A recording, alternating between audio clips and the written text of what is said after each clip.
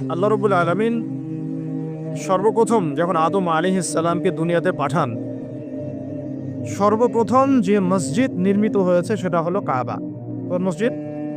একটু লাইভলি থাকবেন তাহলে বুঝতে পারবেন ইনশাআল্লাহ। এই কাবা নির্মাণের 40 বছর পর দ্বিতীয় যে মসজিদটা নির্মিত হয়েছে সেটা হলো আল আকসা। কত বছর পরে? মাত্র 40 বছর। এই আল আকসাই পৃথিবীর ইতিহাসের দ্বিতীয় মসজিদ। অগণিত নবী রাসূল এখানে জন্ম নিয়েছেন, এই বাইতুল মুকাদ্দাসে এখানে বেড়ে উঠেছেন। এই জায়গা কেন্দ্র করে তারা বিশ্বকে শাসন করেছেন, দাওয়াতি কাজ করেছেন, আল্লাহ তাওহীদের বাণী প্রচার করেছেন। এই আল আকসাই হচ্ছে নবী ইব্রাহিম আলাইহিস সালামের হিজরতের জায়গা। আমি শুধু মূল পয়েন্টসগুলো টাচ করছি আপনাদের, বিস্তারিত আপনারা পড়ে নেবেন। এই আল আকসাই হচ্ছে নবী ইব্রাহিম আলাইহিস সালামের হিজরতের জায়গা। তিনি থাকতেন ব্যাবিলনে, ইরাকের বাবেল শহরে। সেখান থেকে মূর্তি পূজারী পরিবার ত্যাগ করে তিনি চলে গিয়েছিলেন এই আল আকসায়, জেরুজালেমে। ওই জায়গাকে তখন বলা হতো শাম। এখন ওই জায়গাকে শামই বলা হয়, কিন্তু এখন শাম বলতে আমরা বেসিক্যালি সিরিয়াকে বুঝি। কিন্তু আসলে শাম শব্দ দিয়ে এই সিরিয়া শুধু না, প্যালেস্টাইন, লেবানন, জর্ডান, সিরিয়া পুরো জায়গাটাই শামের অন্তর্ভুক্ত। আগে ওই জায়গাকে বলা হতো কেনান। কি বলা হতো? কেনান। তো ইব্রাহিম আলাইহিস সালাম যখন সেখানে হিজরত করেন, সেখানে তাকে কেন্দ্র করে একটা প্রশস্ত নববী আদর্শ, তাওহীদের প্রতিষ্ঠা, একটা নববী রুহানি পরিবেশ গড়ে ওঠে। এবং ইব্রাহিম আলাইহিস সালামের দুজন স্ত্রী ছিলেন, সারা আলাইহিস সালাম এবং হাজারা আলাইহিস সালাম। সারা আলাইহিস সালাম তার সাথে ওখানে থাকতেন, ওই কেনানে, অর্থাৎ বাইতুল মুকাদ্দাসের কাছাকাছি। আর আরেক স্ত্রী হাজারা আলাইহিস সালাম থাকতেন এই মক্কায়, কাবায়, যাকে কেন্দ্র করে এখানে একটা সভ্যতা গড়ে ওঠে, যেটা আপনারা জানেন ইসমাঈল আলাইহিস সালামের কোরবানি। এবং এই বংশেই নবী সাল্লাল্লাহু আলাইহি ওয়াসাল্লামের একজন দাদা আছেন, তার নাম হলো আদনান। আবু তো আদনান না, আদনান। এবং এই আদনান কেন্দ্র করে ওখানে আদনানি আরব বলে একটা ট্রাইব চালু আছে। ওখানে আরবের অনেকগুলো ধারা আছে, আরবে আরিবা, আরবে বাঈদা, আরবে মুস্তারিবা। এইভাবে আস্তে আস্তে একটা পর্যায়ে গিয়ে আদনানি আরব একটা আরব দেখা যায়। এই বংশের একজন মহাপুরুষের নাম হলো ইসমাঈল আলাইহিস সালাম। এই বংশেরই ইসমাঈল আলাইহিস সালাম থেকেই আস্তে আস্তে আস্তে আস্তে এদিকে আসে। আর এই আদনানি আরব যারা, তাদের বংশেই শেষ নবী মুহাম্মদ সাল্লাল্লাহু আলাইহি ওয়াসাল্লামের জন্ম হয়েছে। কারণ এই বংশেই হচ্ছে বনু হাশিম এবং কোরাইশদের মধ্যে একটা ট্রাইব বনু হাশিমের মধ্যে আমাদের প্রিয় নবী মুহাম্মদ রাসূলুল্লাহ সাল্লাল্লাহু আলাইহি ওয়াসাল্লামের জন্ম হয়েছে। তো এখানে একটা ট্রাইব দেখছি আমরা মক্কায়, আর একটা ট্রাইব দেখছি আমরা কেনানে, যেটাকে আমরা বলছি বাইতুল মুকাদ্দাস। ওইখানে ইব্রাহিম আলাইহিস সালামের আরেক সন্তান বেড়ে উঠতে লাগলেন, তার নাম হচ্ছে ইসহাক আলাইহিস সালাম। ইসহাক আলাইহিস সালামের যে সন্তান, তার নাম হলো ইয়াকুব আলাইহিস সালাম। আর ইয়াকুব আলাইহিস সালামের আরেকটা নাম হচ্ছে ইসরাঈল। ইয়াকুব আলাইহিস সালামের আরেক নাম হলো ইসরাঈল। এবং এই ইসরাঈল নাম থেকেই পরবর্তীতে এই বংশের নাম হয়েছে বনু ইসরাঈল। ঠিক আছে? এই বনু ইসরাঈলের মধ্যে আল্লাহ পাকের প্রেরিত বেশিরভাগ নবী এসেছেন। বলা হয় 1,24,000, কোনো জায়গায় পাওয়া যায় 2,24,000। কোরআনে আছে 25 জন নবীর নাম। স্পেসিফিকলি কত আল্লাহ ভালো জানেন। আল্লাহ পাক বলেছে ওয়ালিকুল্লি কওমিন হায়াত, আমি প্রত্যেক কওমেই হেদায়েত দেওয়ার জন্য নবী রাসূল প্রেরণ করেছি। এটার সংখ্যা আল্লাহ পাক জানেন, আমরা জানি না। তবে এতটুকু জানি, বেশিরভাগ নবী রাসূল এসেছেন এই বনু ইসরাঈলের মধ্যে। এখন এটাই সেই জায়গা যেখানে বনু ইসরাঈলরা বেড়ে ওঠে, তাদের সভ্যতা বিকাশ লাভ করে। এবং বনু ইসরাঈলকে আল্লাহ পাকের ওয়াদা দিয়েছিলেন, তোমরা যদি ভালো থাকো, ওয়াইন আহসানতুম লিআনফুসিকুম ওয়াইন আসাতুম ফালাহা। আল্লাহ পাক ওয়াদা করছেন, তাদেরকে আরো ওয়াদা করছেন যে ওয়াইন উদ্তুম উদনা, মানে সহজ কথায়, তোমরা যদি ভালো থাকো এই জায়গায়, তোমাদের সাথে ভালো বিহেভ করা হবে। তোমরা যদি এই ফিলিস্তিন এই অঞ্চলটাতে ভালোভাবে বসবাস করতে চাও, আল্লাহর আদেশ মেনে চলতে পারো, তোমাদেরকে ভালোভাবেই রাখা হবে। কিন্তু তোমরা যদি উদ্ধত আচরণ করো, তোমাদেরকে এখান থেকে আমি বের করে দেব। এটা আল্লাহ পাকের সুন্নাহ। ওয়ালান তাজিদা লিসুন্নাতিল্লাহি তাবদীলা।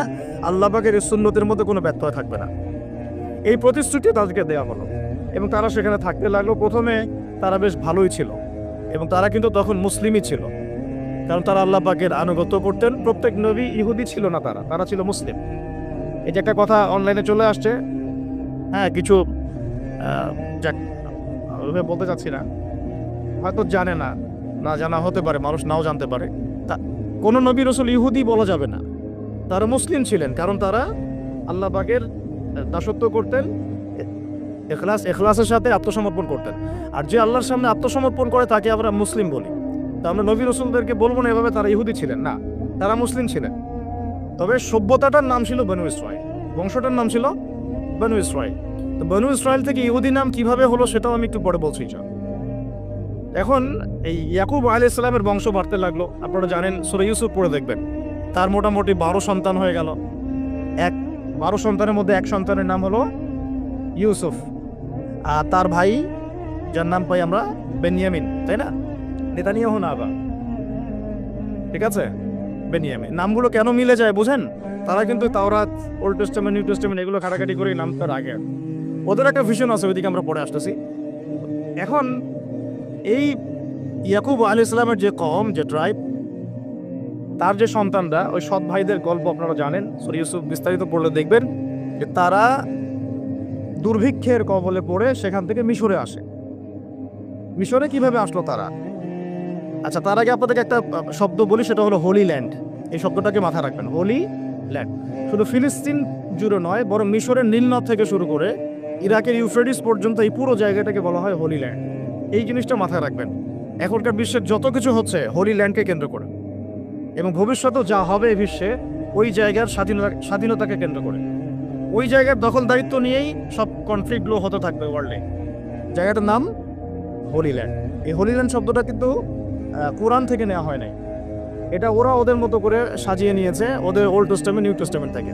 তারা মনে করে এবং তারা দাবি করে, এই জিউসরা, যে এই পুরো হোলি ল্যান্ড আল্লাহ তাদেরকে দিয়েছেন। নাউজুবিল্লাহ।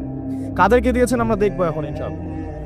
এখন এই হোলি ল্যান্ড বলতে শুধু ফিলিস্তিন না, তাহলে পুরো মিশর থেকে নিয়ে একদম ইউফ্রেটিস, ইরাকে ইউফ্রেটিস নদী পর্যন্ত, যেখান থেকে সোনার পাহাড় বের হবে, হাদিস তো জানেন আপনারা, যেটাকে কেন্দ্র করে মহাযুদ্ধ হবে।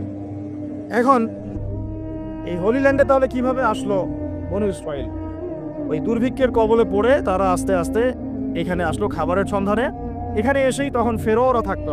এই ফেরো আর মুসা আলাইহিস সালামের ফেরো কিন্তু এক না। তখন যারা থাকতো তাদেরকে বলা হতো হাইকেল গোষ্ঠী, আর কি, হাইকেল জনগোষ্ঠী। এখন আমরা বুঝলাম যে বনু ইসরাইল কিভাবে ওই কেনান থেকে মিশরে আসলো। ইউসুফ আলাইহিস সালাম যখন এখানে পলিটিক্যাল পাওয়ারটা পেলেন, তখন তিনি বাবাকে নিয়ে আসলেন, মাকে নিয়ে আসলেন, ভাইদেরকে নিয়ে আসলেন, সবাইকে মাফ করে দিলেন। এখানে আবার বনু ইসরাইলের আবাদি গড়ে উঠতে থাকে। এভাবে আস্তে আস্তে বনু ইসরাইল ছড়িয়ে যেতে লাগলো। মোটামুটি 100-200 বছর তারা এখানে খুব শান্তিতে ছিল, যতক্ষণ না এই হাইকেল জনগোষ্ঠীকে সরিয়ে দিয়ে ফেরাউনরা ক্ষমতা দখল করেছে। ফেরাউনরা আবার উগ্র, এরা আবার ওই রকম না, ওই মানে সেকুলার মাইন্ডেড না। ওরা দাবি করে যে আনা রব্বুকুমুল আ'লা, আমি তোমাদের মহান। এখানে আর ওই সুযোগ নাই ধর্ম পালনের, এবং তারা খুব বেশি অত্যাচার করতে পছন্দ করতো। আমরা কোরআন খুললেই দেখবেন প্রথম দিকে আছে ইউযাববিহুনা আবনাআকুম ওয়া ইস্তাহইউনা নিসাআকুম। বাচ্চাদেরকে জবাই করতো, ছেলেদেরকে জবাই করতো, মেয়েদেরকে জীবিত রাখতো। এদের আন্ডারে, এই ফেরাউনদের আন্ডারে থেকে বনু ইসরাইলরা যে নির্যাতনটা, মানে স্লেভারি, যে নির্যাতনটা সহ্য করেছে, এই সময়টা, আমার ধারণা এই সময়টা তাদের সাইকোলজিক্যাল একটা পরিবর্তন হয়েছে। এটা আমার শুধু কথা না, ডক্টর রাগিব সার্জানি থেকে শুরু করে আলী মোহাম্মদ সাল্লাবি এই কথা বলেছেন, যে যখন তারা ফেরাউনের আন্ডারে থেকে এই টর্চার সহ্য করেছে প্রায় এরকম 100 বছর একটা জাতি যখন এভাবে টর্চার সহ্য করতে থাকে, চোখের সামনে জবাই করে দেওয়া হচ্ছে বাচ্চাদেরকে, ছেলেদেরকে, মেয়েদেরকে ধর্ষণ করা, জীবিত রাখা, তখন এই স্লেভারির মধ্যে থাকতে থাকতে ওদের মধ্যে একটা অ্যারোগেন্সি চলে আসে। ঠিক ওই একই কাজটা কিন্তু ওরা এখন মুসলমানদের সাথে করতেছে, খেয়াল করে দেখেন। ওই জিনিসটার শিক্ষা তারা এই ফেরাউনদের কাছ থেকে পেয়েছে। বুঝতে পারছি আমি কথা কি? আচ্ছা, যাই হোক, এভাবে ফেরাউনদের আন্ডারে তারা থাকতে লাগলো এবং বনু ইসরাইল দাসত্বের শৃঙ্খলে আবদ্ধ হয়। তাহলে দেখেন, ওই জেরুজালেম থেকে এখানে দাসত্বের শৃঙ্খলে আবদ্ধ হওয়ার কারণ কি? আল্লাহ পাকের হুকুম আহকাম থেকে তারা সরে গিয়েছে। এখন আল্লাহ পাক আবারও তাদের প্রতি দয়া করলেন। কি দয়া করলেন? আল্লাহ পাক তাদেরকে আবার একজন নবী দিলেন।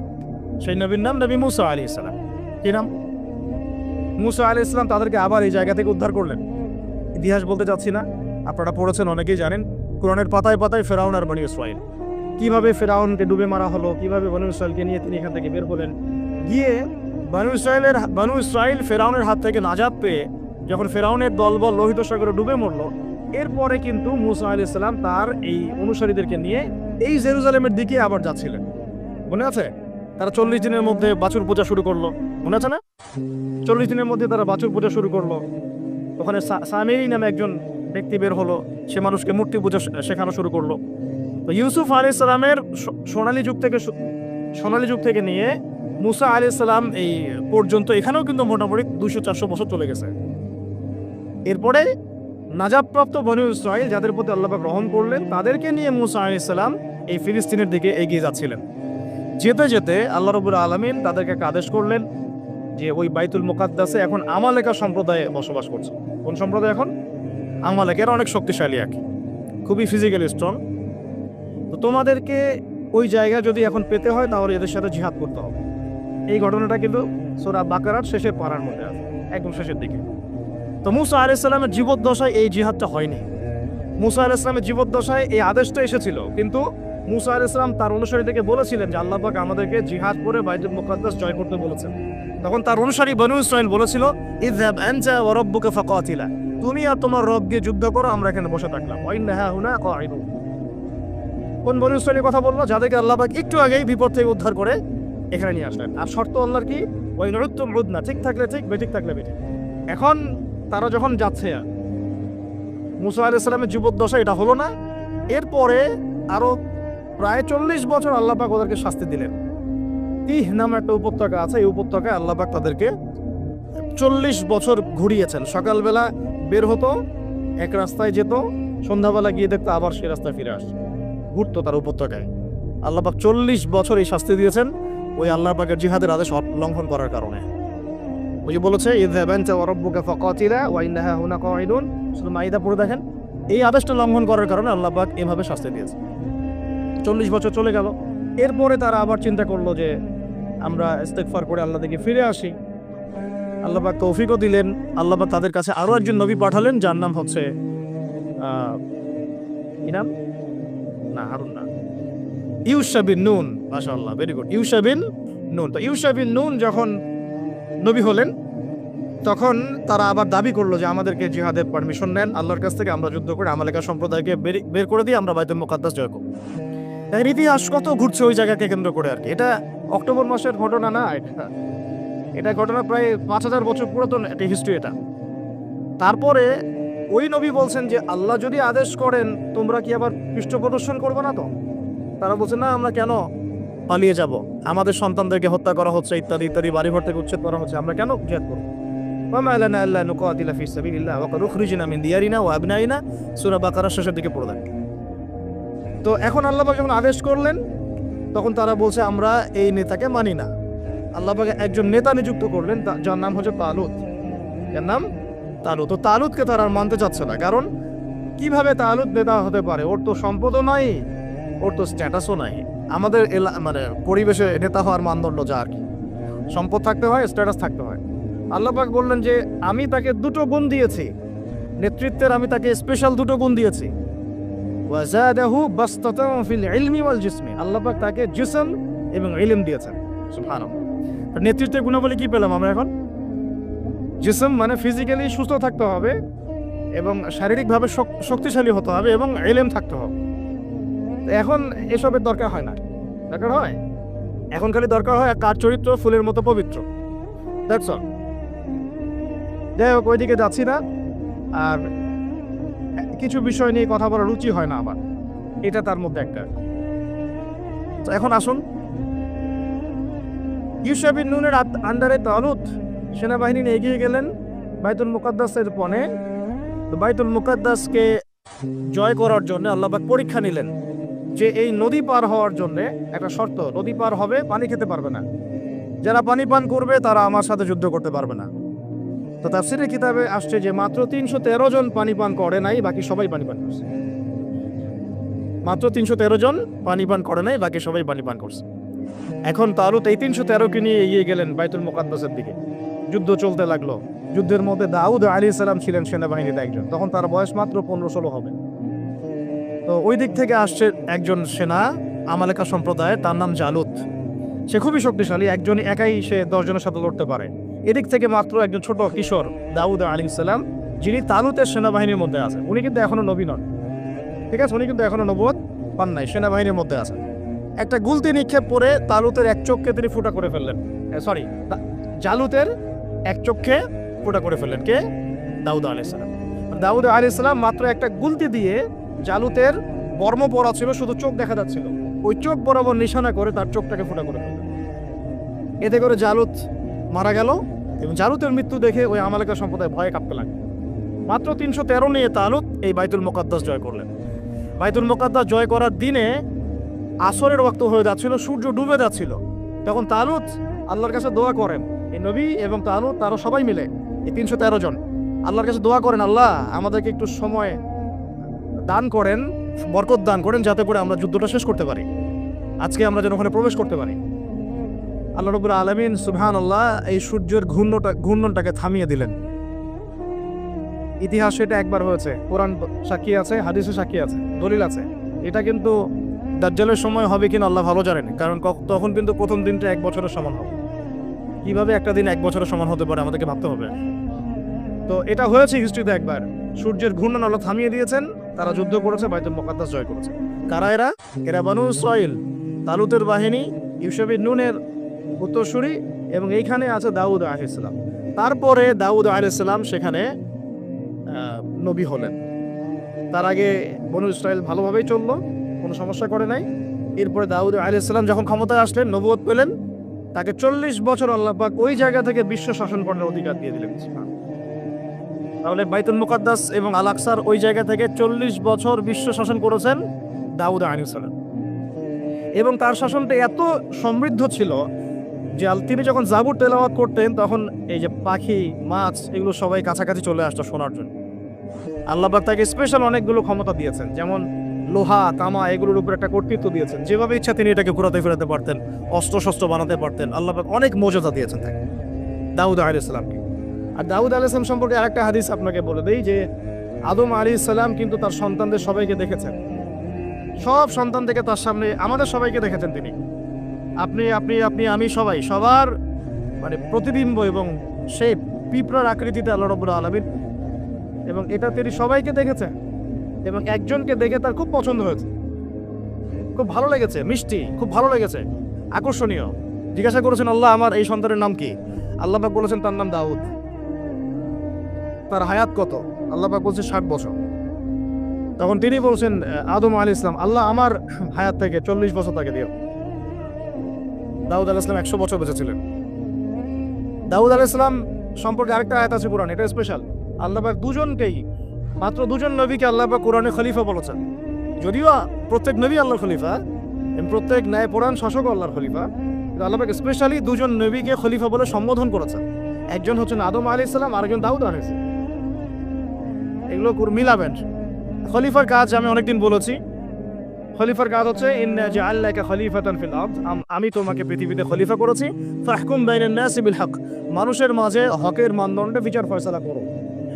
ন্যায় বিচার করা হচ্ছে খলিফার কাজ। যে সমাজে ন্যায় বিচার করে সে আল্লাহর খলিফা, যে করে না সে শয়তানের খলিফা। সিম্পল। ফাহকুম বাইনান নাসি বিল হক ওয়া লা তাত্তাবি'ল হাওয়া, নিজের প্রবৃত্তির অনুসরণ করো না। ইউদিল্লাকা আন সাবিলিল্লাহ, তাহলে আল্লাহর পথ থেকে এটা তোমাকে সরিয়ে নিয়ে যাবে। ইন্নাল্লাযীনা ইউদিল্লুনা আন সাবিলিল্লাহ লাহুম আযাবুন শাদীদ, যারা আল্লাহ পাকের পথ থেকে বিচ্যুত হয়ে যায় এদের জন্য মর্মান্তিক শাস্তি অপেক্ষা করছে। বিমা নাসু ইয়াউমাল হিসাব, যেহেতু কিয়ামতের হিসাবের দিন কারো ভুলে গেছে। দাউদ আলাইহিস সালামের পরে সাকসেসফুলি আরো 40 বছর এই বিশ্বটাকে শাসন করেছেন ফ্রম জেরুজালেম তার ছেলে সুলাইমান আলাইহিস সালাম, এবং তার শাসনটা তার বাবার চেয়ে আরো সুপিরিয়র ছিল।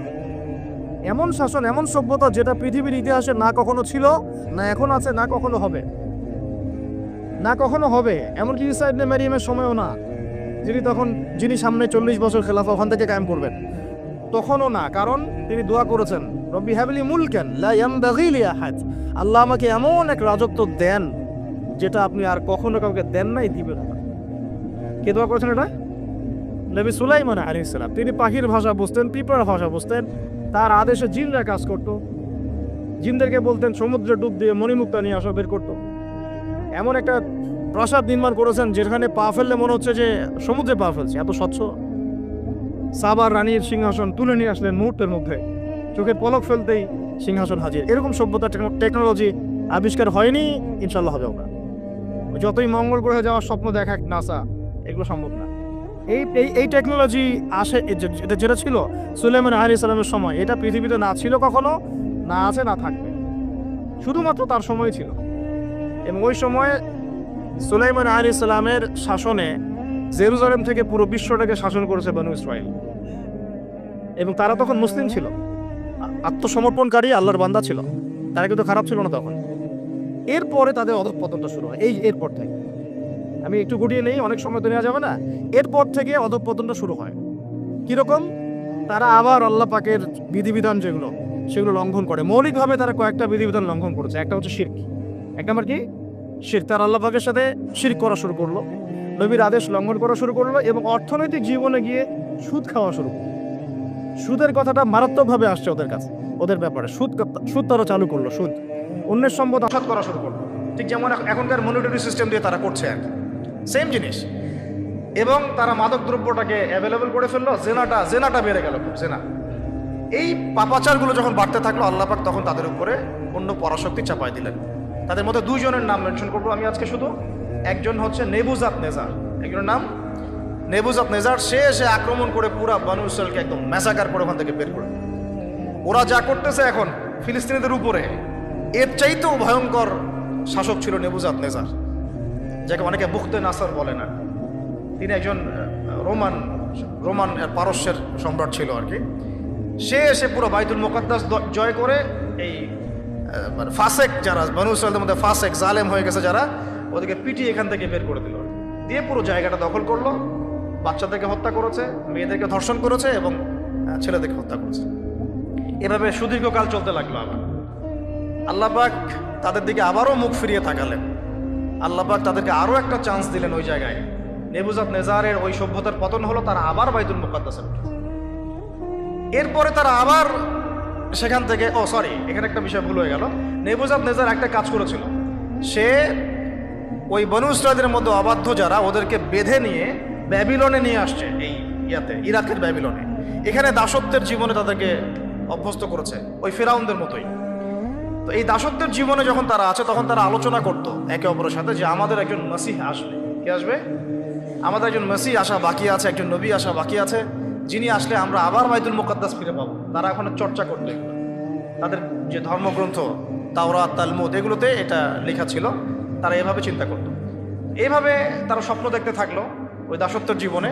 আল্লাহ পাক তাদের সেই মাসিহকে পাঠালেন, আলহামদুলিল্লাহ। সেই মাসিহ হচ্ছেন ঈসা আলাইহিস সালাম। মাসিহ ঈসা আলাইহিস সালাম যখন আসলেন, তারা তাদের মাসিহকে চিনতে ভুল করলো, ব্যর্থ হলো। বরং তারা তাকে অপবাদ দিল যে সে একজন জারদ সন্তান, নাউজুবিল্লাহ, তার মা একজন ব্যভিচারিণী, নাউজুবিল্লাহ। মনে আছে সূরা মারিয়াম? তারা এভাবে অপবাদ দেওয়া শুরু করলো। তখন আল্লাহ পাক দ্বিতীয় গজবটা পাঠালেন, যেটা একটু আগে বলতে চাচ্ছিলাম। দ্বিতীয় গজবটা পাঠিয়েছেন আল্লাহ পাক রোমান সেনাপতি টাইটাসের হাত দিয়ে। এই রোমান সেনাপতি টাইটাস দ্বিতীয়বার এসে নেবুজাত নেজারের মতোই এদেরকে আবার ওখান থেকে বের করে। লাতুফসিদুন্না ফিল আরদি মাররাতাইন, লাতুফসিদুন্না ফিল আরদি মাররাতাইন, দুইবার তোমরা এই জমিনে ফাসাদ সৃষ্টি করবো। আল্লাহ পাক সূরা বনী ইসরাঈলে বলেছেন ওইটা। এই দুইবার হচ্ছে এই দুইবার, নেবুজাত নেজারের সময় একবার, তার আগে একবার, আর এই যে রোমান সম্রাট টাইটাসের সময় একবার। প্রথমবার কারণ কি ছিল? তারা সুলাইমান আলাইহিস সালামের এই যে রেখে যাওয়া সালতানাত এবং সে আদর্শ, ঐতিহ্য, ইমান, এগুলো রক্ষা করতে ব্যর্থ হলো। দ্বিতীয়বার তারা তাদের মাসিহকে চিনতে ব্যর্থ হলো। এবার রোমান সেনাপতি ওখানে আবার ম্যাসাকার করলো, একদম জেনোসাইড। এক কথা আমরা কি বলি? জেনোসাইড। যেমন ওই যে আপনারা ওই হিটলারের ঘটনাগুলো পড়েন না, দেখেন জেনোসাইড একটা শব্দ শোনেন, এরকম আর। তারপর বাকি যে বনু ইসরাঈলগুলো বেঁচে ছিল, ওদেরকে আল্লাহ রাব্বুল আলামিন পৃথিবীর বিভিন্ন জায়গায় উদ্বাস্তুর মতো রেখে দিলেন, এক জায়গায় থাকতে পারলো না। তারা আর সবাই মিলে ওই বাইতুল মুকাদ্দাসে থাকতে পারলো না। কেউ এখানে, কেউ এখানে, কেউ এখানে, কেউ এখানে। বেশিরভাগ চলে গেল মদিনার দিকে। কোন দিকে? এই মদিনার তখন নাম হচ্ছে ইয়াসরিব, আর কিছু আছে খায়বারে। এই বিচ্ছিন্নভাবে উদ্বাস্তুর মতো। তারা তখন কোনো রাষ্ট্র নাই। কোন জায়গা থেকে এখানে আসলো দেখেন? রুলিং স্টেট থেকে কোন কোন জায়গা থেকে আসতেছে দেখেন?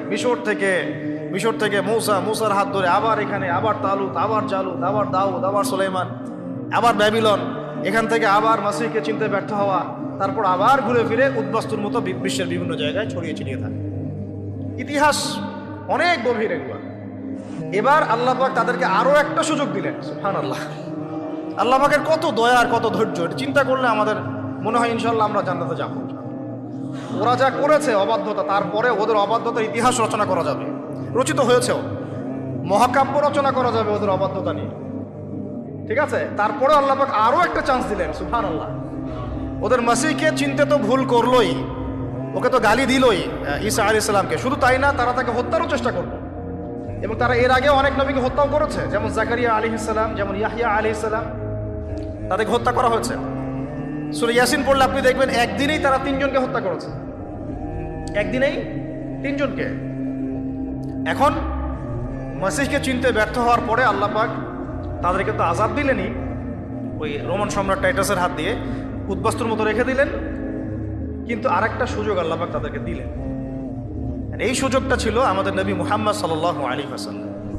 সর্বশেষ একটা চান্স থাকলো, যদি নবী মুহাম্মদ সাল্লাল্লাহু আলাইহি ওয়াসাল্লামের আনুগত্য করে ফিরে আসে, তাহলে ইনশাআল্লাহ মুসলমান হলে আবারও বিশ্বের বুকে তারা দাপটের সাথে চলতে পারবে, যেমন সাহাবা একরাম চলেছেন। বুঝতে পারছেন কথা? এখন এই কথাটা বলে নেই যে তারা কিন্তু ঈসা আলাইহিস সালামকে হত্যা করার চেষ্টাও করেছে। এটা সূরা নিসা মাইদা পড়লে আপনি বুঝতে পারবেন। আল্লাহ পাক বলেছেন ওয়ামা কাতালুহু, তারা চেষ্টা করেছে কিন্তু তারা ওদের মাসিহকে হত্যা করতে পারে নাই। ওয়ামা সালাবুহু, তারা তাকে ক্রুশবিদ্ধও করতে পারে নাই। বাল রাফাআহুল্লাহু ইলাইহি, বরং আল্লাহ পাক তাকে তার কাছে উঠিয়ে নিয়েছে। ওয়ালাকিন শুববিহা লাহুম, কিন্তু তাদের মনে হয়েছিল যে তারা তাকে হত্যা করেছে। তারা মনে করে তারা ঈসা আলাইহিস সালামকে হত্যা করেছে। ঠিক আছে, তারা মনে করে তারা ঈসা ইবনে মারইয়ামকে হত্যা করেছে, তারা সফল হয়েছে, এবং তারা এটাকে ফখর করে বলে যে ইন্না কাতালনাল মাসিহা ঈসা ইবনে মারইয়াম রাসূলুল্লাহ। সূরা নিসা মাইদা পড়ে দেখেন, আল্লাহ বলছেন না, তোমরা হত্যা করো নাই, ক্রুশবিদ্ধ করতে পারো নাই, বরং আল্লাহ পাক তাকে উঠিয়ে নিয়েছে। তখন ঈসা আলাইহিস সালামের অনুসারী যারা ভালো ছিল তাদেরকে বলা হয় নাসারা। কি বলা হয়? নাসারা। তখন বনু ইসরাইল কিন্তু 2 ভাগে ভাগ হয়ে গেছে।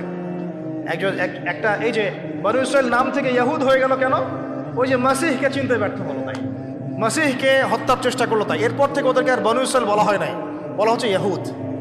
কি বলা হচ্ছে? ইয়াহুদ। আরেকটা সুযোগ নবী সাল্লাল্লাহু আলাইহি ওয়াসাল্লাম ছিলেন, যখন নবী সাল্লাল্লাহু আলাইহি ওয়াসাল্লামকেও চিনতে ব্যর্থ হলো, তখন তাদেরকে বলা হলো মাগদুবি আলাইহিম ওয়ালাদ-দাল্লিন, অভিশপ্ত বলা হলো। তারপরে ইয়াহুদ থেকে বলা হলো কি? মাগদুব, অভিশপ্ত। অভিশপ্ত হলো তখন। আগে নাম ছিল বনু ইসরাইল, মাসিহকে চিনতে ব্যর্থ হওয়াতে নাম হয়ে গেল কি? ইয়াহুদ। আবার নবী সাল্লাল্লাহু আলাইহি ওয়াসাল্লামকেও চিনতে ব্যর্থ হওয়াতে নাম হলো মাগদুব। মাগদুব মানে কি? অভিশপ্ত। এই যে আমরা প্রত্যেক নামাজে পড়ি না, গায়রিল মাগদুবি আলাইহিম ওয়ালাদ-দাল্লিন, আল্লাহ আমাদেরকে মাগদুবদের পথে নিও না আর দল্লিনদের পথে নিও না।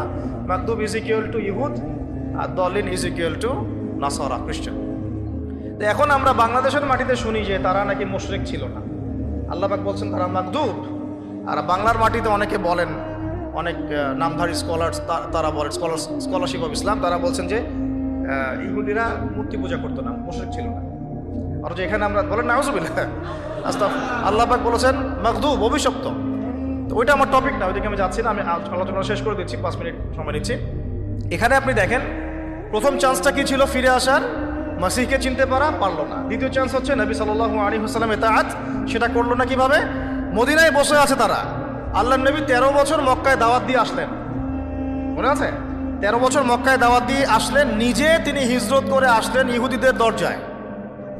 এমন না যে তারা গিয়েছে মক্কায়, ব্যাপারটা কেমন? বরং নবী সাল্লাল্লাহু আলাইহি ওয়াসাল্লাম 13 বছর মক্কায় দাওয়াতি কাজ করে হিজরত করে, এই মক্কা 13 বছর তো কি হয়েছে আপনারা জানেন, প্রচণ্ড কষ্ট, নির্যাতন, নিপীড়ন সহ্য করে গুটি কয়েক সাহাবীকে নিয়ে তিনি চলে আসলেন কোথায়? মদিনায়। এই মদিনায় বসবাস করছে বাকি ইহুদিরা, বনু কুরাইজা, বনু কাইনুকা, বনু নাজির আর খায়বারের মধ্যে কিছু। এই এতটুকু বাকি আছে ওদের পৃথিবীতে, আর কিন্তু নাই। ওই রুলিং স্টেট থেকে এই পর্যায়ে চলে আসছে। শেষ চান্স, নবী সাল্লাল্লাহু আলাইহি ওয়াসাল্লামের যদি আনুগত্য করে তাহলে ইনশাআল্লাহ আল্লাহ মাফ করে দিবেন, বরং ডাবল নেকি দিবেন। আল্লাহ বলেছেন ওই নবীকে মানানো নেকি দিবেন, আবার এই নবীকে মানানো নেকি দিবেন।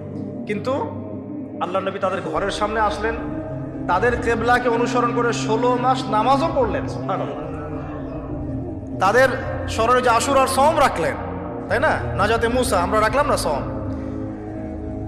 কেন ওদের কেবলা ফলো করলাম? একাত্মতা পোষণ করার জন্য, যে আমরা সবাই এক, সবাই মুসলিম, প্রত্যেক নবী আল্লাহর পক্ষ থেকে আসছেন।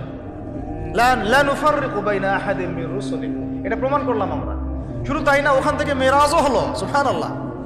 আল্লাহর নবীকে ওখানে নিয়ে যাওয়া হলো, সেখান থেকে মেরাজ হলো, ওখানে তিনি নবীদের ইমামতি করলেন। সমস্ত নবী ইমামতি কে করলেন? নবী মুহাম্মদ সাল্লাল্লাহু আলাইহি ওয়াসাল্লাম কোন জায়গা থেকে? মক্কা থেকে না বাইতুল মুকাদ্দাস? বাইতুল মুকাদ্দাস। তাহলে ইহুদিদের সাথে আমরা কিন্তু সত্য একদম ওদের ঘরে নিয়ে গেলাম, কিন্তু এর পরেও বনু কুরাইজা, কাইনুকা, নাজির স্বীকার করলো না। লাস্ট চান্স গড, শেষ। শুধু যে স্বীকার করলো না তাই না, বরং তারা একাধিকবার আমাদের নবী সাল্লাল্লাহু আলাইহি ওয়াসাল্লামকে হত্যার চেষ্টা করল। বনু কুরাইজার সাথে তো আপনারা জানেন কনফ্লিক্টটা কি হয়েছে, খন্দকের যুদ্ধের হিস্ট্রি আছে। বনু কাইনুকার সাথে ওই যে আমি অনেকদিন লেকচারে বলেছি, একজন দিনী বোনের ইজ্জতের বিনিময়ে আল্লাহ নবী সাল্লাল্লাহু আলাইহি ওয়াসাল্লাম, আচ্ছা বলি না হলে আপনারা অনেকে বুঝবেন না। বনু কাইনুকা একটা বাজার, সেখানে গিয়ে আমাদের এক মহিলা সাহাবী গিয়েছেন প্রয়োজনে, তাকে শ্লীলতাহানি করা হয়েছে। কে করেছে? এক ইহুদি।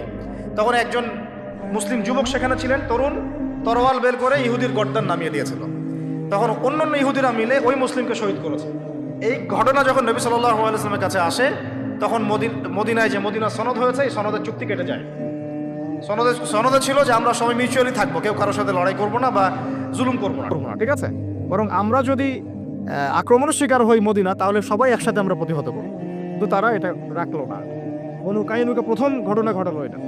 এরপরে নবী সাল্লাল্লাহু আলাইহি ওয়াসাল্লাম, এখানে দেখেন আল্লাহ নবী সাল্লাল্লাহু আলাইহি ওয়াসাল্লাম তো সাহাবীকে বকাঝকা করেনি, নাই বলেন নাই যে সাহাবী তুমি ভুল করেছো, আইন নিজের হাতে কেন তুলে নিয়েছো, একজন দিনী বোনের জন্য এত বড় রিস্ক নেওয়ার কি দরকার ছিল, এরকম কোনো সেন্টেন্স তিনি ইউজ করেন নাই।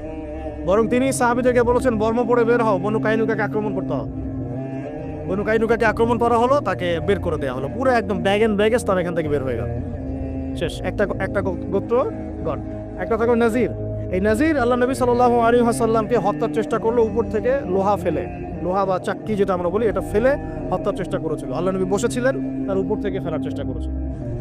এই ঘটনা কেন্দ্র করে বনু নাজিরকে নবী সাল্লাল্লাহু আলাইহি ওয়াসাল্লাম মদিনা থেকে বের করে দিলেন। দুইটা গেল গণ। একটা থাকলো বাকি বনু কুরাইজা। এ মোটামুটি সবচেয়ে বড় ছিল।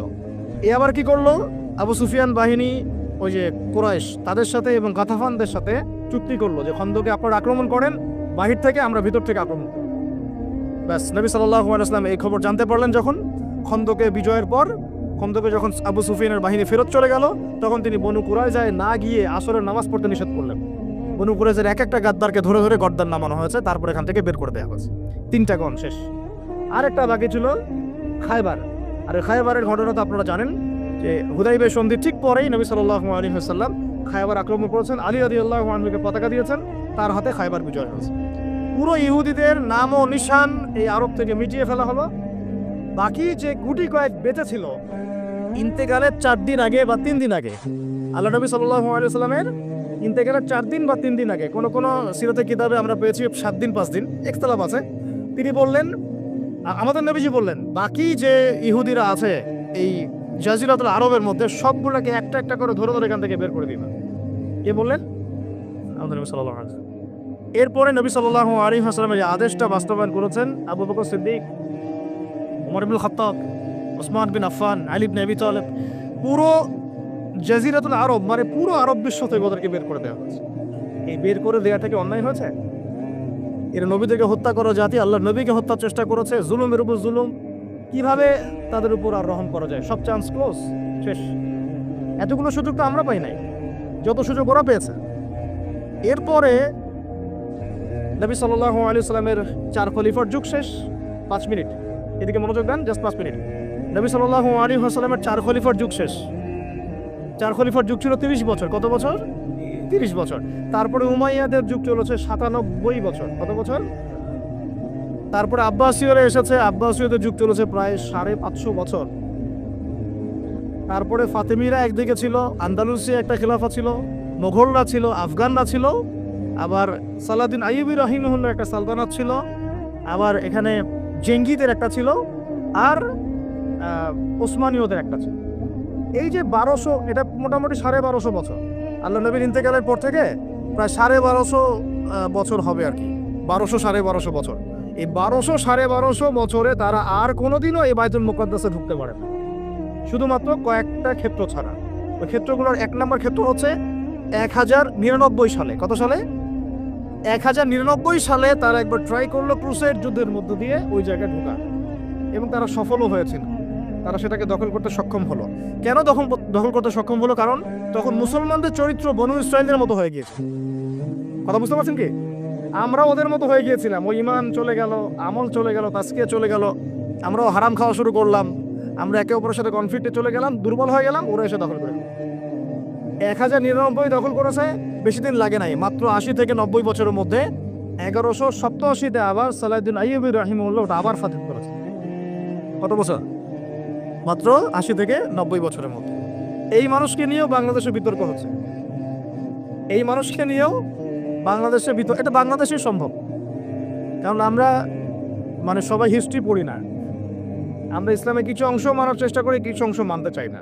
এই জন্য এখানেই পসিবল এগুলো। অন্য জায়গায় হলে এটা যদি উমর ইবনে খাত্তাবের সময় এরকম কথা কেউ বলতো, গর্দান নামাই দিত একদম। আইয়ুবী রাহিমাহুল্লাহর সময় যদি এরকম কথা কেউ বলতো, ধরে ধরে গর্দান নামাই দিত, অথবা এতটুকু না করলে হয়তো জেলে তো ঢুকাই, এতটুকু তো করতেন, বেত্রাঘাত করতেন, সবার সামনে লাঞ্ছিত করতেন। 1099 সালে যখন ক্রুসেডাররা এটা দখল করেছে, তার মাত্র 80-90 বছরের মধ্যেই আইয়ুবী রাহিমাহুল্লাহ আবার গিয়ে ওটাকে দখল করেছে, মাত্র 80 থেকে 90 বছর। এরপরে তারা আরো 3-4টা ক্রুসেড লঞ্চ করেছে, একটা দুইটা না, দ্বিতীয় ক্রুসেড, তৃতীয় ক্রুসেড, চতুর্থ ক্রুসেড। প্রত্যেক ক্রুসেডেই দেখা গেছে একদিনে 70,000 করে মুসলমানকে মারা হয়েছে। আমরা এগুলো জানি না। তারপরে এটা অনেক হিস্ট্রি, বলতে সময় পাবো না আজকে। দ্বিতীয় তৃতীয় ক্রুসেডের মাঝখানে এমনও ঘটনা ঘটেছে, মুসলমানরা যখন ডিফেন্স করছিল, ওরা 3 লক্ষ সৈন্য নিয়ে আসছে, যার মধ্যে 2,95,000 ওই যুদ্ধের মাঠে মারা গেছে, 5,000 পালায় বাঁচতে পারছে। এরকম করে লড়ছিলেন আমাদের বাবারা। তারপরে আপনারা ওই সাইফুদ্দিন কুতুজের নাম শুনবেন, নুরুদ্দিন জেঙ্গির নাম শুনবেন, অনেকে জাহের বাইবারাসের নাম শুনবেন, রুকনুদ্দিন বাইবারাসের নাম শুনবেন। সবাই ব্যাক টু ব্যাক ক্রুসেডগুলোকে প্রতিহত করে করে বাইতুল মুকাদ্দাসকে রক্ষা করেছে। এই রক্ষা চলেছে দীর্ঘদিন। তারপর ওসমানীয়রা ক্ষমতায় এসেছে। আর্তুগরুলের নাম শুনেছেন না? আর্তুগরুল গাজীর ছেলে ওসমান যখন ক্ষমতায় আসে, শাসন সালতানাত প্রতিষ্ঠা করে, সে বাইতুল মুকাদ্দাসের এই অটোম্যানদের হাতে চলে যায়। প্রায় 697 বছর অটোম্যানরা এটাকে ধরে রেখেছিল। অটোম্যানের মধ্যে বোঝাচ্ছে ওসমানীয়রা। এরপরে 1914 সালে এসে প্রথম ওয়ার্ল্ড ওয়ার হয়েছে। এই ফার্স্ট ওয়ার্ল্ড ওয়ারে এসে ওরা এটাকে দখল করেছে। কার হাত ধরে? ব্রিটেনের হাত ধরে। তারপরে ওর মধ্যে সব ইহুদিরা ঢুকলো, জায়গাটা দখলও করলো, মুসলমানদেরকে মেরে কচুকাটা করলো, বাড়িঘর থেকে উচ্ছেদ করলো। ওই নেবুজাদনেজার যা করেছিল, টাইটাস যা করেছিল, যুগ যুগ ধরে যা হয়ে এসেছে, ওই একই জিনিসটাকে পুনরাবৃত্তি করলো মুসলমানদের সাথে এবার ইহুদিরা। 1914 সাল থেকে শুরু হলো ব্রিটেনের হাত ধরে, প্রথম বিশ্বযুদ্ধের ঠিক পরপর, যখন ওসমানীয়দের পতন হয়ে গেল। বেশি দিন হয় নাই, এই তো 1914, 100 বছর হয়েছে কেবল। এই লাস্ট 100 বছরটা হচ্ছে আমাদের অধঃপতনের সময়। লাস্ট 100 বছর আমরা এই দাসত্বের জীবনে চলে আসলাম। আমরা এখন এগুলো নিয়ে স্বপ্ন দেখছি, আমরা আবার বিজয় করবো ইনশাআল্লাহ। কিন্তু লাস্ট 100 বছরে আমাদের এই অবস্থাটা হয়েছে। 14তে ঢুকে আস্তে আস্তে রাষ্ট্রটাকে বড় করার চেষ্টা করেছে। দফায় দফায় সংঘাত হয়েছে। প্রথম দিকে মুসলমানরা শান্তিপূর্ণভাবে অ্যাক্টিভিটিস নিত, সভা হতো, সেমিনার হতো, সিম্পোজিয়াম হতো, মিছিল হতো। 1933 পর্যন্ত এভাবে চলেছে। তারপর 1933-এর পরে 33 থেকে 40-এর মধ্যে আল কাসাম ব্রিগেড তৈরি করা হয়েছে। আল কাসাম ব্রিগেড, এর নেতৃত্ব দিয়েছিলেন ইজউদ্দিন কাসাম। কি নাম? ইজউদ্দিন কাসাম। তিনি এটাকে সশস্ত্র আন্দোলনের রূপ দিয়েছিলেন। তখন ওদের সাথে আমাদের সশস্ত্র জিহাদগুলো শুরু হয়েছে আবার নতুন করে। এটা অক্টোবর মাসে শুরু হয় নাই, 1914 সাল থেকে শুরু হয়েছে, যখন তারা এই জায়গা দখল করেছে। আমাকে বলেন তো ফিকহের ফতোয়া কি হবে যখন তারা এই জায়গাটা দখল করবে? ওই দিন থেকেই কি জিহাদ ফরজ হয়ে যায়নি ওখানে? হয় নাই? এবং ওই যে সুদীর্ঘ 100 বছরে যে মুসলমানরা করে আসছে, তাহলে এটা কি নতুন করে তারা লঞ্চ করলো না? 100 বছর থেকেই হচ্ছে। ইতিহাস না জানলে মানুষ মনে করবে যে অক্টোবর থেকে শুরু হলো, মনে হয় না। ইজউদ্দিন কাসাম এটা 1935 থেকে 40-এর মধ্যে ফর্ম করা হয়েছে। দীর্ঘদিন এভাবে চলতে আসে। 48 সাল পর্যন্ত ব্রিটেনের সহযোগিতায় তারা ওই রাষ্ট্রের মধ্যে ঘাঁটি ঘেরে বসতে পারবে। কত সাল পর্যন্ত? 48। তারপরে ওয়ার্ল্ডের মধ্যে একটা পরিবর্তন আসে। ওই যে 45-এ যখন সেকেন্ড ওয়ার্ল্ড ওয়ার হয়, তখন রুলিং স্টেট চেঞ্জ হয়ে যায়। ব্রিটেনের জায়গায় চলে আসে আমেরিকা, এবং আমেরিকার হাত ধরে ওরা আরও শক্তিশালী হওয়া শুরু করে। ব্রিটেন ওদেরকে পেলে পোষে বড় করেছিল, আমেরিকা তাকে আরও বেশি তেল দেওয়া শুরু করলো। আস্তে আস্তে ওকে একদম ওই শিশু শাবক থেকে একদম দানবের রূপ দিল। কথা বোঝার চেষ্টা করেন। ব্রিটেন ওকে শিশু শাবকের মতো মানে লালন পালন করেছে, আর ইউএসএ আসা রুলিং স্টেট হওয়ার পর ওকে দানবের আকৃতি দিয়েছে। সব ধরনের support, economic support, political support, geopolitical support, মিডিয়ার সাপোর্ট, প্রযুক্তির সাপোর্ট, পারমাণবিক ওয়েপন্স, এভরিথিং তারা প্রোভাইড করেছে। ওই 48 থেকে নিয়ে এই যে এখন 23 পর্যন্ত দফায় দফায় 4টা বা 5টা বড় বড় যুদ্ধ হয়েছিল। কারেন্ট অ্যাফেয়ার্সগুলো পড়ে দেখেন, আপনারা পাবেন 4-5টা দফায় হয়েছে, কিন্তু কোনোটাতেই মুসলমানরা আর পেরে ওঠে নাই। লাস্ট এই 100 বছরে মুসলমান আর পেরে ওঠে নাই। 5টা-6টা রাষ্ট্র মিলে একা তার সাথে লড়তে পারে নাই। সে একা 5-6টা রাষ্ট্রের এগেনস্টে লড়েছে। আপনি কি মনে করছেন তাদেরকে? তারা ওই আগের ওই দুর্বল অবস্থায় নাই, তারা সবকিছু নিয়ন্ত্রণ নিয়ে নিয়েছে ওই জায়গা থেকে, এই দুটো রাষ্ট্রের হাত ধরে ধরে। প্রত্যেকটা ডিপার্টমেন্ট ওয়াইজ আমি মেনশন করলাম কোন কোন ডিপার্টমেন্টে। তারপরে আস্তে আস্তে যখন ইন্তেফাদা শুরু হলো 80-র দশকের দিক থেকে, 83, 87, 94 এই করতে করতে 1993-তে অসলো শান্তি চুক্তি হয়েছিল। আপনারা পড়ে দেন দ্বিজাতি, এর আগে আবার দ্বিজাতি নীতি হয়েছে ইত্যাদি ইত্যাদি। দ্বিজাতি নীতি মুসলমানরা কখনো মানে নাই। কেন আমরা দুইটা রাষ্ট্রনীতি মানবো? ওটা আমাদের জায়গায় আমাদের এক রাষ্ট্রনীতি থাকে। তোমরা এখানে বাইরে থেকে উড়ে এসে জুড়ে বসছো, এখান থেকে তোমরা চলে যাবা, তোমরা উড়ে এসে জুড়ে বসছো, তোমরা চলে যাবে, আমরা কেন এটাকে ভাগে দিতে যাবো? মুসলমানরা যায়নি কখন। অসলো শান্তি চুক্তির পরে যখন মুসলমানদের মধ্যে নমনীয়তা আসলো, তখন সৃষ্টি হয়েছে হামাস। এটা এখন হয়নি, 1993-তে 1994-এ হয়েছে, 1994 সালের দিকে। তারপরে আস্তে আস্তে আস্তে আস্তে ওরা শক্তিশালী হওয়া শুরু করলো, এবং চতুর্দিক থেকে ইয়েমেনের সাপোর্ট, এদিকে ইরানের সাপোর্ট, কিছু কিছু ক্ষেত্রে আরব কান্ট্রিগুলোর সাপোর্ট, কাতার, কুয়েত, আবুধাবি, লেবানন, জর্ডান, এদের সাপোর্টে আস্তে আস্তে ওরা ওই জায়গাটুকুর মধ্যে তাদের কার্যক্রম পরিচালিত করতে থাকে। মূলত তারা মূল বিষয়টা হচ্ছে ওই জায়গাটুকু বাদ দিয়ে বাকি সব জায়গায় তারা দখল করে ফেললো। আদতে সব জায়গায় পরাধীন, শুধু ওই জায়গাটা এখন পর্যন্ত স্বাধীন। তাদের বুঝতে পারেন নাই? আদতে এই লাস্ট 100 বছরে তারা আরবের উপর নিয়ন্ত্রণ নিল। মাত্র এই 90 বছরে তারা মোটামুটিভাবে 80-85% জায়গা দখল করে ফেললো। এদিকে পশ্চিম তীর বাদ দিয়ে আর গাজা বাদ দিয়ে বাকি থাকলো অল্প কিছু ল্যান্ড। এই ল্যান্ডটুকুর মধ্যে মুসলমান ভাইরা তাদের কাছে যা আছে এটাতে প্রতিহত করা শুরু করলো। দফায় দফায় দফায় দফায় প্রত্যেক বছর রমজান মাসে হামলা হচ্ছে, মসজিদ থেকে বের করে দেওয়া হচ্ছে। এখন তো দেখছেন নতুন করে হিস্ট্রিগুলো আবার মানুষের স্মৃতিতে আসছে। আমরা খুব ইতিহাস বলা জাতি, ইস্যু পাগল জাতি। একটা ইস্যু সামনে আসলে আমরা তখন চর্চা করি, তারপর আমরা ভুলে যাই আবার। ঠিক আছে, আমরা কনফারেন্স করলাম, অনেক কিছু করলাম, লেখালেখি করলাম, ফেসবুক কাঁপাই দিলাম, দেখেন আস্তে আস্তে সব ঠান্ডা হয়ে গেছে। আমরা হচ্ছে এরকম একটা জাতি। এই কারণেই আমাদের স্মৃতিতে যেন এটা জীবিত থাকে, এই জন্য প্রত্যেকটা লেকচারের মধ্যে আলাক্সা ইস্যু আসা উচিত। কেন? কারণ এটা আমাদের ফাইনাল ডেস্টিনেশন। কেমন করে বোঝাচ্ছি, এখান থেকে শেষ করে দেব 2 মিনিটে। এই যে তারা পুরো জায়গাটার উপর এত জুলুম করলো, এবং মুসলমানরা তাদের জান মাল সময় শ্রম দিয়ে সর্বোচ্চ শক্তি দিয়ে প্রতিহত করার চেষ্টা করলো। আপনাদের কি মনে হয় কতগুলো মুসলমান মারা গেছে? আমি আপনাদেরকে একটা পরিসংখ্যান বলে দিই।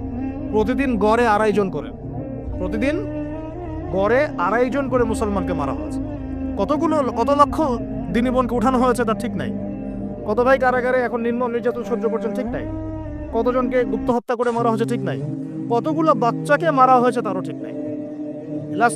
লাস্ট 1 মাসে যদি আপনি দেখেন 20,000 সামথিং, লাস্ট 1 মাসে 20,000 সামথিং, তাহলে আপনি হিসেব করে নেন যে লাস্ট 100 বছরে কত। এরপরেও এগুলো নিয়ে প্রশ্ন তুলছে কিছু মানুষ যে তারা ভুল করছে, তাদের প্রতিহত করা ঠিক হচ্ছে না, পাগলের কাজ করছে, কুকুরের মতো ঘেউ ঘেউ করছে, সহি হচ্ছে না, আকীদা ঠিক নাই, ওদের পদ্ধতি ঠিক নাই। আমি মানে এত বেশি ফেড আপ এই কথাগুলোতে যে এগুলো মুখে উচ্চারণ করতে আমার লজ্জা লাগে, এখন ঘৃণা লাগে, লজ্জা লাগে, বলতে ইচ্ছা করে না। মানুষ নির্লজ্জতার অসীম অতল তলে যাওয়ার পরে এই কথাগুলো বলতে পারে।